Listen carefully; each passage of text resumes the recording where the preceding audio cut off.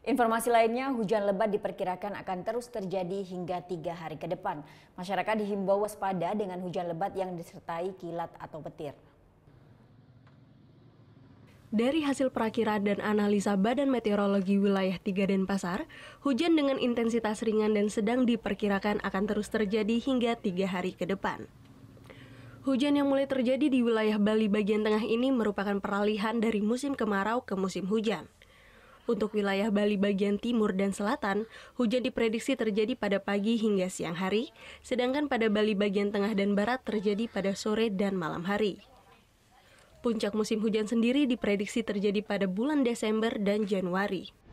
Berdasarkan prediksi dari awal musim hujan yang dikeluarkan oleh stasiun klimatologi, menyatakan bahwa memang Bali bagian tengah itu akan memasuki musim hujan dan nanti akan disusul oleh Bali bagian barat, timur, selatan, dan utara. Seperti itu. Masyarakat dihimbau mewaspadai adanya potensi hujan lebat yang disertai kilat, petir, serta gelombang laut yang mencapai 2 meter. Surya Sanjaya melaporkan untuk NET. Oh yang beneran? Iya, oke. Tapi gue pernah.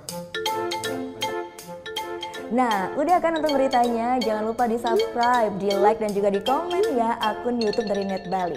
Terima kasih udah subscribe. Yang belum, jangan sampai lupa. Di sebelah sini nih. Notif subscribe.